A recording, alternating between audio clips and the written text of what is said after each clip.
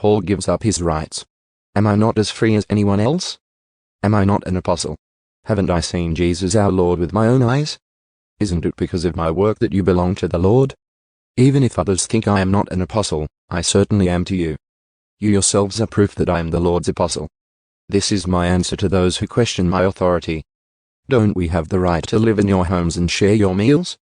Don't we have the right to bring a believing wife with us as the other apostles and the Lord's brothers do, and as Peter does?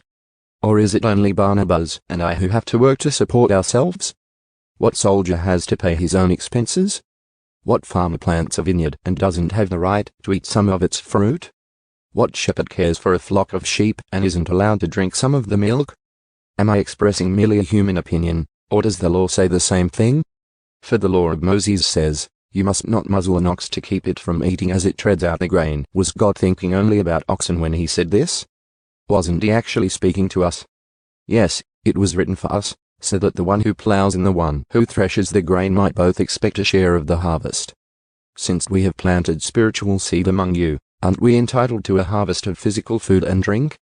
If you support others who preach to you, shouldn't we have an even greater right to be supported? But we have never used this right. We would rather put up with anything than be an obstacle to the good news about Christ. Don't you realize that those who work in the temple get their meals from the offerings brought to the temple? And those who serve at the altar get a share of the sacrificial offerings.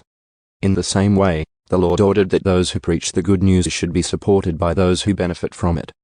Yet I have never used any of these rights. And I am not writing this to suggest that I want to start now.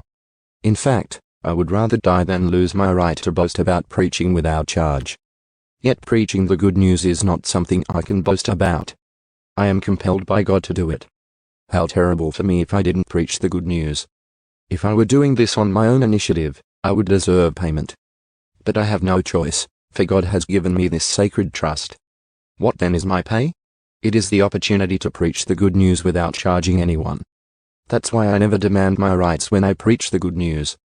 Even though I am a free man with no master, I have become a slave to all people to bring many to Christ. When I was with the Jews, I lived like a Jew to bring the Jews to Christ. When I was with those who followed the Jewish law, I too lived under that law. Even though I am not subject to the law, I did this so I could bring to Christ those who are under the law. When I am with the Gentiles who do not follow the Jewish law, I too live apart from that law so I can bring them to Christ. But I do not ignore the law of God. I obey the law of Christ. When I am with those who are weak, I share their weakness, for I want to bring the weak to Christ. Yes, I try to find common ground with everyone, doing everything I can to save some. I do everything to spread the good news and share in its blessings.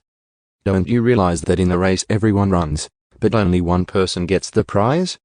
So run to win. All athletes are disciplined in their training. They do it to win a prize that will fade away, but we do it for an eternal prize. So I run with purpose in every step. I am not just shadowboxing.